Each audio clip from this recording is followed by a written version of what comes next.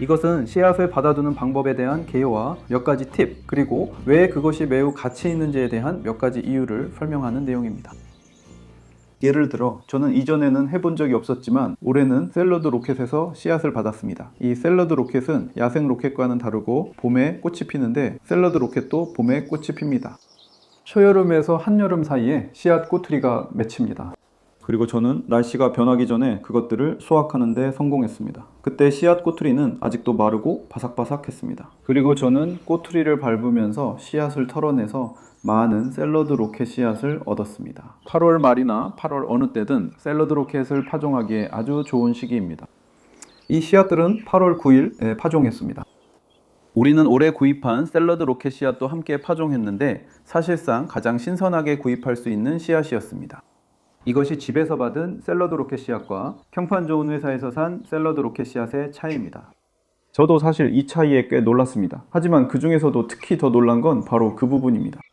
저는 늘 그렇게 느껴요. 집에서 받은 씨앗은 싹이 더 힘차게 올라옵니다. 보통은 신선하지만 다음에 씨앗을 뿌리면 그 씨앗의 연식을 알 수 있습니다. 하지만 구입한 씨앗에는 포장 연도만 표시됩니다. 씨앗 포장 시 실제로 얼마나 오래된 씨앗인지 알려주지 않습니다. 이것이 씨앗의 정확한 나이를 아는 방법입니다.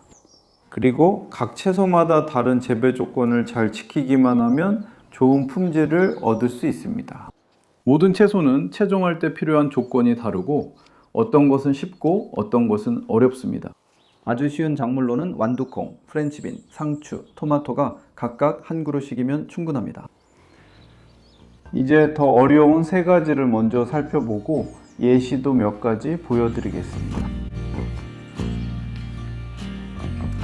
사실 4년 전에 저희는 더 간단한 채소들의 씨앗을 어떻게 받는지에 대한 영상을 만든 적이 있습니다. 그 영상도 꼭 확인해 보세요. 이번에는 더 오래 걸리고 더 많은 공간이 필요한 것들에 관한 내용입니다. 또 언제 준비됐는지 판단하기도 더 어려울 수 있고 날씨도 여러분 편이어야 합니다. 예를 들어 양파가 있습니다. 그리고 제가 여기 양파 몇 개를 가져왔는데 예시로 보여드리려고요. 양파는 2년생 작물입니다. 이것들도 모두 마찬가지입니다. 시작하기 전에 질문 하나 드릴게요. 여기 자라고 있는 것, 특히 처음 두 가지 채소가 뭔지 아시겠나요?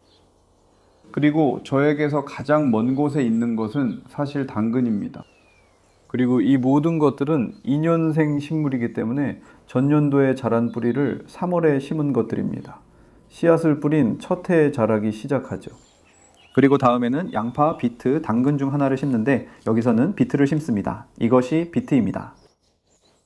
저기에는 비트가 7개만 있습니다. 이 비트들이 얼마나 많은 공간을 차지하는지 한번 볼까요?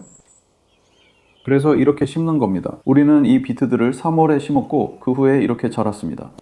비트는 꽃대를 올립니다. 원래 뿌리는 목질화되지만 괜찮습니다. 그리고 그 꽃대에 씨앗이 맺힙니다. 그 다음에는 언제 수확할지 판단해야 하죠. 그리고 이런 채소들이 꽤 넓은 면적에 심어진 이유는 좋은 교차 수분을 위해 필요한 최소한의 개체수가 있기 때문입니다. 그래야 강한 유전자 풀을 얻을 수 있거든요.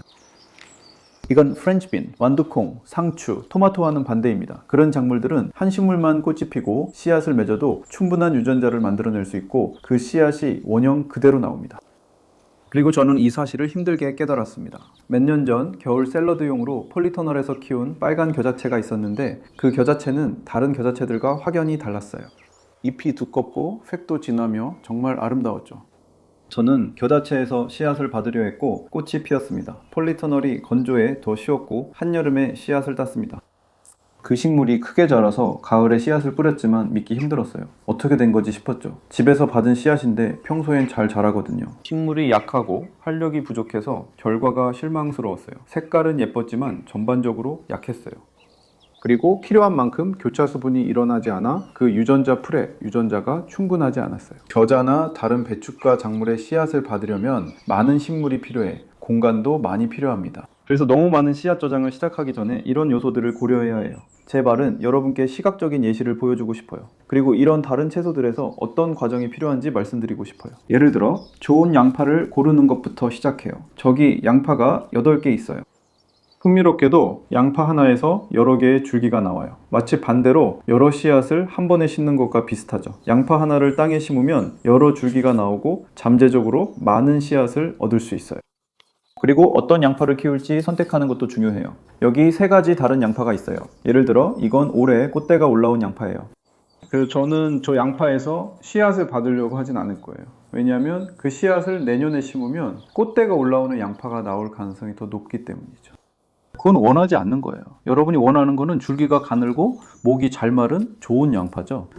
이 양파들은 같은 시기에 수확했는데 저건 목이 아직 굵네요. 그리고 이건 머리가 얇은 게 보이시죠? 저는 이런 걸 고르겠습니다. 이런 식으로 여러분이 원하는 특성이나 특징을 선택할 수 있어요. 최종할 채소 선택으로 원하는 특성을 고를 수 있습니다. 사실 이건 적양파가 아니라 바로 여기 있는 로즈 드 로스코프라는 품종입니다. 프랑스 브르타뉴의 아름다운 양파예요. 그리고 저는 장면에 가장 좋은 8개를 골랐어요. 조금 무리하는 거긴 하지만 그래도 8개면 유전자 풀이 충분할 거예요. 10개도 좋고 20개면 더 좋아요. 공간이 더 필요하겠네요. 이 중 8개를 3월에 심었더니 이렇게 많은 꽃대가 생겼어요. 그리고 중요한 건 이게 썩기 전에 어떻게든 수확해야 한다는 거예요. 지금은 8월 19일입니다. 앞으로 2주간 비가 많이 오면 이 씨앗 대부분을 잃을 것 같아요. 하지만 지금까지처럼 해와 비가 번갈아 온다면 아마 수확할 수 있을 거예요. 이것들이 마를 때까지 기다렸다가 껍질을 깨고 씨앗을 찾으려 해요. 여기에 많은 양파 씨앗이 있을 수 있어요. 잘 되길 바랍니다. 비트는 약간 다르고 보시다시피 더 많은 공간이 필요해요. 저기 비트가 7개 있어요. 제가 특히 좋아하는 볼타디 품종인데 최근에는 저를 좀 실망시키고 있어요. 직접 씨앗을 받아두는 또 다른 이유는 직접 선택해 유전자 풀을 개선할 수 있기 때문입니다. 그래서 저는 겨울 동안 저장해둔 특히 크고 좋은 볼타디 비트를 골라서 올해 3월에 땅에 심었습니다. 그리고 지금까지 이렇게 자랐어요. 사실 하나는 잃어버렸어요. 쓰러졌거든요. 꽃대를 지지해줘야 하는 문제가 있는데 여기 무게가 꽤 많이 나가거든요. 그리고 하나는 잔디가기에 걸려서 잃은 것 같아요. 그래도 교차 수분이 일어나기에는 아직 식물 수가 충분하다고 생각합니다. 그리고 계속 지켜보고 있어요. 예를 들어 여기처럼 조금 더 갈색으로 변하고 있는 걸 보면 저는 줄기와 송이가 갈색으로 변하는 걸 찾고 있습니다. 엄밀히 말하면 비트루트와 시금치입니다. 몇 주 전에 뽑은 시금치가 퇴비장 지붕 아래에 매달려 있어요. 이제 그것도 갈색으로 변했고 씨앗을 털어낼 준비가 됐어요. 그리고 그 씨앗들은 관련된 식물의 씨앗과도 아주 비슷하게 생겼습니다.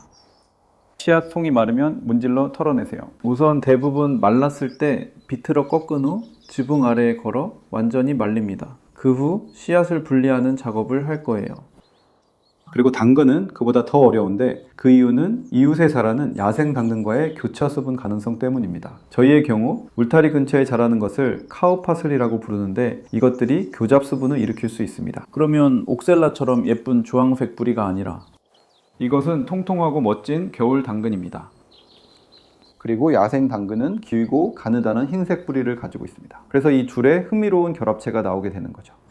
그리고 저는 여전히 실제로 교차 수분이 안 됐는지는 아직도 확신할 수 없습니다. 우리가 한 건 내기둥 위에 그물망 덮개를 씌운 것이었습니다.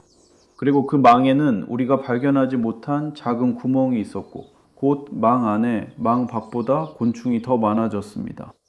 교차 수분이 있었던 것 같습니다. 그래도 씨앗은 보관할 예정이고 지금까지 한 건 이게 전부입니다. 방금 하나 떼어냈어요. 갈색으로 변하고 있던 작은 꽃대를 하나 떼어냈습니다. 익는 속도가 제각각이더라고요. 그리고 이런 번거로운 과정 속에서는 집에서 직접 채종한 씨앗이라서 분리해야 할 게 꽤 많습니다. 여기 당근 씨앗이 있어 올가을이나 곧 한두 개 뿌릴 생각입니다. 이렇게 하면 내년에 많이 뿌리기 전에 씨앗이 잘 자라는지 좋은지 알 수 있을 것 같아요. 그리고 여기 제 작은 마법 상자에는 다른 씨앗들도 몇 개 더 있어요. 아시다시피 우리는 씨감자에 대해 자주 이야기하진 않지만 그래도 씨감자 이야기는 하죠. 이걸 씨앗 저장이라고 생각하지 않을 수도 있지만 제 생각에는 이렇게 해도 된다고 봐요. 모두가 동의하는 건 아니지만 저는 3년째 직접 씨앗을 저장해 왔어요. 그리고 지금까지 결과는 좋았습니다. 아시다시피 이런저런 경고들이 있긴 하죠. 만약 직접 씨앗을 저장하면 왜 어떻게 바이러스 같은 게 생기는지 궁금하실 거예요. 아마 여러분이 이미 보셨던 것들일 거예요. 하지만 저건 샬럿이에요. 그래서 저는 그냥 창고에 자루에 넣어서 보관하고 있습니다. 2단계에서는 날씨가 더 추워질 때까지 싹이 트지 않아요. 그리고 1월쯤 햇빛이 드는 곳으로 가져다 놓을 거예요. 그걸 싹치우기라고 하고 아마 4월이나 5월쯤 심게 됩니다. 이게 바로 집에서 보관한 씨 감자예요. 여러분도 할 수 있습니다. 그리고 마늘도 마찬가지예요. 저건 사실 제가 28년 동안 직접 키우고 저장해온 씨앗에서 나온 거예요. 그리고 마늘을 심을 때는 큰 쪽만 떼어내서 사용하면 됩니다. 수확할 때 가장 좋은 구분을 골라서 따로 한쪽에 두고 먹지 않으면 돼요. 10월 마늘을 꺼내 심으면 되고, 소프트넥 마늘이든 하드넥 마늘이든 품종이 그대로 유지됩니다. 이 두 가지를 함께 재배해도 꽃이 관여하지 않기 때문에 교차 수분이 일어나지 않아요. 그래서 감자처럼 쉽게 보관할 수 있고 그대로 자랍니다. 그리고 이제 온실에서 마무리하겠습니다. 집에서 직접 저장한 씨앗들 중에서 조금 다른 특성이나 장점이 있는 것들을 몇 가지 살펴보겠습니다.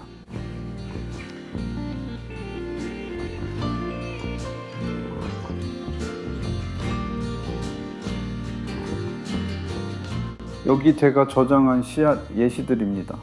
간단히 몇 가지를 골라 설명드리겠습니다. 과정을 보시고 직접 할 수 있을지 판단해 보세요. 예를 들면 상추예요. 잠재적으로 쉬운 이유는 한 그루의 식물만으로도 씨앗을 많이 얻을 수 있기 때문입니다. 이건 제가 2해 전에 저장해둔 그라놀라 레드 씨앗입니다. 아마도요. 그래도 아직 괜찮아요. 3, 4년 동안은 싹이 잘 트지만 점점 생기가 떨어지긴 합니다. 그리고 이건 또 다른 멋진 품종인 2019년 마라빌라 디페라노입니다. 저는 씨앗을 작은 갈색 봉투나 완전히 건조됐다면 폴리에틸렌 봉투에 보관합니다. 이게 바로 상추 씨앗이 마르는 모습입니다. 제가 뽑아 올린 식물에서 씨앗을 조금 털어냈는데 아직 약간 축축하다는 걸 알게 됐어요. 그래서 씨앗을 조금 털어내고 식물을 차고에 걸어서 완전히 마를 때까지 말렸어요. 그러고 나서 이 작업을 마무리할 거예요. 그러면 이런 줄기랑 꽃 같은 것들이 다 나오죠. 그리고 저기 있는 씨앗들, 이 작은 하얀 부분들 보이시죠? 아마 아래쪽에 있는 게 보일 거예요. 이걸 분리해 줘야 합니다. 지난 영상 확인해 보세요. 저는 그 부분에 대해 읽어봤는데 바람에 까부르는 것으로도 할 수 있다고 하더라고요. 어쨌든 씨앗을 얻는 면에서 완두콩은 씨앗 받기가 더 쉽습니다. 왜냐하면 완두콩의 경우 우리가 완두콩을 먹는 시점과 씨앗이 되는 시점이 거의 비슷하기 때문이죠. 하지만 한 달 정도 더 수확하지 않고 그대로 두면 됩니다. 제가 좋아하는 4가지 품종은 허스트 그린샤프트, 스타라이트, 톨슈거, 알더맨입니다. 각각을 병이나 봉지에 따로 보관합니다. 실현 가능하고 쉽게 할 수 있으며 보관도 간편합니다. 저는 이것들이 오랫동안 보관된다는 것도 알았습니다. 완두콩도 2, 3년간 발화력이 유지됩니다. 프렌치빈도 비슷합니다. 모두 프렌치빈 종류입니다. 한 그루만 있어도 씨앗 받기가 가능한 품종들이고 가운데 대두도 포함됩니다. 에다마메 용으로 조금만 재배하세요. 로티빈. 이건 전적으로 먹기 위해 재배하는 거지만 보너스로 씨앗도 얻을 수 있어요. 그래서 그 겨울에 먹을 수확물 중에서 몇 개의 씨앗만 골라서 다음에 봄에 심을 거예요. 그리고 프렌치빈도 이것도 먹을 수 있어요. 이것은 드워프 프렌치빈입니다. 그리고 보시다시피 이 씨앗은 작년 9월부터 여기에 있었던 좋은 샘플이에요. 저는 이 씨앗이 앞으로 2, 3년은 더 괜찮을 거라고 생각합니다. 그리고 이 품종은 오리노코라고 불립니다. 아주 예쁜 노란색 콩이에요. 그리고 그 다음은 잠두콩입니다. 이 콩들은 교차 수분이 일어납니다. 만약 근처에 다른 품종의 잠두콩이 자라고 있다면 품종 특성이 그대로 나오지 않을 거예요. 여기 홈메이커스에서는 근처에 텃밭을 가진 사람들이 없어서 더 쉽습니다. 저는 그냥 아쿠아돌치아 클라우디아만 키웁니다. 그리고 흥미롭게도 저건 2년 전에 아쿠아돌치아 클라우디아입니다. 그게 제가 가장 좋아하는 품종이에요. 그리고 이건 올해 아쿠아돌치아 클라우디아입니다. 또한 색상과 외관이 다름을 볼 수 있습니다. 하지만 저는 이 잠두콩을 올해 2년 된 씨앗을 심었는데도 아주 잘 자랐어요. 정말 잘 보관됐죠. 그리고 저는 다시 이런 용기에 보관하고 있습니다. 씨앗이 완전히 건조된 상태로 이런 용기에 들어가면 괜찮습니다. 그리고 씨앗을 건조시키기 위해 저는 저런 용기나 비슷한 것에 넣어서 쟁반 위에 올려 햇볕이 잘 드는 창가에 두고 말립니다. 이 토마토들이 왜 여기 있을까요? 그 이유는 제가 잡종과 개방 수분에 대해 중요한 점을 강조하고 싶었기 때문입니다. 개방 수분이란 자연스럽게 자라고 번식하는 것을 의미합니다. 블랙 러시안과 버너로즈 같은 두 토마토는 정말 멋집니다. 그래서 이 토마토들을 먹을 거예요. 하지만 먹기 전에 씨앗을 떼내 따로 보관하고 약간 처리할 거예요. 이 사랑스러운 토마토는 썬골드로 제가 가장 좋아하는 체리 토마토입니다. 하지만 개방수분 품종이 아니라 F1 교배종입니다. 그래서 이 토마토에서 씨앗을 저장하면 제가 몇 년 전에 그냥 궁금해서 해봤는데 씨앗 10개를 심었더니 10그루가 자랐고 모두 다르게 자랐으며 그중 어느 것도 특별히 맛있지는 않았습니다. 그러니 그렇게 하지 마세요. 교배종 씨앗은 저장 가능하지만 자라면 원래와 다릅니다. 그러니까 꼭 확인하세요. 그냥 확인만 하세요. 그리고 이건 올해 제가 씨앗을 저장한 모든 개방수분 토마토 품종들입니다. 씨앗이 마르면 작은 갈색 봉투에 넣으세요. 꽃도 비슷하게 할 수 있습니다. 저건 작년에 저장한 메리골드와 루드베키아입니다. 여러분이 특히 좋아하는 어떤 꽃이든 가능합니다. 아름다운 꽃이 발화 가능한 씨앗이 맺힌 꽃머리로 잘 자라려면 가을의 건조한 날씨가 꽤 오래 지속되어야 할 때가 많습니다. 이제 점점 더 어려워지고 있습니다. 예를 들어 멜론, 이건 미네소타 미짓이라는 품종인데 중간 크기의 작은 멜론으로 아주 맛있는 품종입니다. 작년에 한 그루에서 씨앗을 받아두었습니다. 한 그루에서 씨앗을 받아도 잘 자랐습니다. 그리고 더 중요한 점은 근처에 다른 멜론 품종이 없었다는 것입니다. 그렇지 않으면 교잡 수분이 일어날 수 있습니다. 뿌띠 그리드램 품종을 그 옆에 심었다면 올해처럼요. 그렇게 하면 두 품종 모두에서 씨앗을 안전하게 받을 수 없고 교잡 수분 위험이 있습니다. 물론 신경 쓰지 않을 수도 있지만 전적으로 본인 선택입니다. 이런 일이 발생할 수 있다는 점만 알아두세요. 하지만 제 생각에 작년에 그 한 식물에서 씨앗을 정말 많이 얻었습니다. 그래서 그 정도 씨앗이면 적어도 내년까지는 충분할 것 같습니다. 시금치도 비슷한 이야기입니다. 이게 바로 제가 집에서 받아놓은 시금치 씨앗입니다. 구입한 시금치 씨앗처럼 완벽한 샘플은 아니지만 사실 그렇게 많이 다르지도 않습니다. 약간의 솜털과 이물질이 있지만 좋은 씨앗도 많습니다. 이 씨앗의 발화율이 100%가 아니라는 것도 알게 됐습니다. 시금치는 좀 까다롭고 여러 가지 변수도 많지만 무엇보다도 발화하고 자라는 모습에 만족하고 있습니다. 덕분에 진한 초록잎이 나왔어요. 이건 고수인데 사실 아직도 말리는 중입니다. 이건 다른 식물들 가까이에 자라고 있던 한 식물에서 나온 거예요. 좋은 교차 수분이 됐을 거예요. 이 식물은 당근과 식물이라 모두 교차 수분이 필요합니다. 그리고 이걸 잼병에 보관하기 전에 다시 한번 말리려고 이 접시에 올려놨어요. 그리고 우리는 이걸 먹을 수 있어요. 그래서 이건 먹을 수 있는 씨앗 중 또 하나로 2배의 이점을 주죠. 람스 레터스, 이건 먹을 수 없을 것 같아요. 하지만 씨앗 받기는 쉬워요. 그리고 봄이 되면 람스 레터스의 마지막 수확은 보통 여기 4월 중순쯤에 이루어져요. 그리고 나면 이렇게 작고 예쁜 하지만 아주 작은 파란색 꽃송이들을 볼 수 있어요. 그 꽃들은 씨앗으로 변합니다. 람스 레터스의 어려운 점은 대부분의 씨앗이 자신도 모르게 땅에 떨어져 수확 전에 흩어진다는 것입니다. 그래서 씨앗이 완전히 마르기 전에 식물 전체를 주의 깊게 관찰하고 수확해야 해요. 그러면 대부분의 씨앗을 얻을 수 있습니다. 식물을 천 위에 올려놓고 비벼서 씨앗을 털어내면 돼요. 그리고 다시 한번 접시 같은 데 씨앗을 놓아 말린 뒤 그 다음에 보관하면 됩니다. 이제 더 어려운 영역으로 들어가고 있습니다. 이건 브라시카 머스타드입니다. 모든 브라시카 식물들, 즉 겨자, 양배추, 케일 등은 모두 2개 이상의 식물이 필요하고 모두 꽤 크게 자랍니다. 이게 머스타드 5그루입니다. 이건 원래 녹비 작물이었고 그래서 재배한 겁니다. 흰겨자, 사르나티아 살바입니다. 그리고 저는 꽃을 피우게 놔뒀어요. 보기에도 예쁘고 정말 좋은 일이죠. 곤충들에게도 좋습니다. 그리고 약 6주 후에 꽃트리가 마침내 말랐고 우리는 그것들을 따서 밟아서 열리게 했습니다. 그리고 겨울에 키질에서 이렇게 꽤 깨끗한 샘플을 얻었습니다. 그게 2년 전 여름이었어요. 그리고 지난 10월 벌써 1년이 지났네요. 저는 2번째로 씨를 뿌렸어요. 아주 잘 자랐어요. 아마도 씨가 신선해서 그런 것 같아요. 이게 오래된 건 알지만 여전히 좋아요. 이번 가을에 씨를 다시 뿌리면 또 잘 자랄 거라 생각해요. 그리고 루콜라예요. 이게 바로 이 영상 처음에 언급했던 솔리드 로켓입니다. 이게 바로 그 모습이에요. 그리고 제가 이걸로 얼마나 많이 얻었는지 보세요. 그런데요, 그건 겨울 동안 우리가 수확했던 약 3제곱미터 정도의 루콜라였고 그걸 꽃이 피도록 그냥 뒀어요. 그 땅은 결국 필요하지도 않았죠. 아주 예쁜 흰색 꽃이 피었고 7월 중순에 그 모든 씨앗을 얻었어요. 그래서 그 장점을 알게 됐죠. 기쁘게도 원래 품종대로 자라고 있어요. 아시다시피 교잡수분이 되는 식물은 항상 약간의 의심이 있거든요. 하지만 제가 설명드린 것처럼 조심스럽게 하면 그럴 만한 충분한 이유가 있어요. 더 튼튼하고 건강한 식물을 얻을 수 있기 때문이죠. 그리고 여러분이 직접 씨앗을 받아두고 그 씨앗으로 다음 세대 식물을 키우는 전 과정을 즐기시길 바랍니다.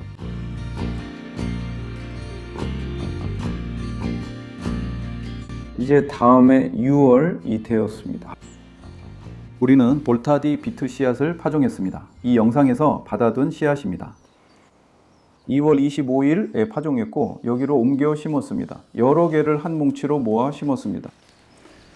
그리고 사실 어떻게 될지 전혀 몰랐어요. 그래서 꽤 만족스럽습니다. 뿌리 크기는 아직도 꽤 들쭉날쭉하지만 괜찮은 편이에요. 이건 4개가 한 뭉치로 자란 것에서 나온 겁니다. 여기 대부분 4개씩 뭉쳐 있습니다. 이미 한두 개는 뽑았어요. 제가 몇 개 뽑아 보여드리려는 겁니다. 그리고 모양이 실제로 부모 개체들보다 훨씬 더 균일하고 일정합니다. 바로 직계 부모는 아니고 그 유전자에서요.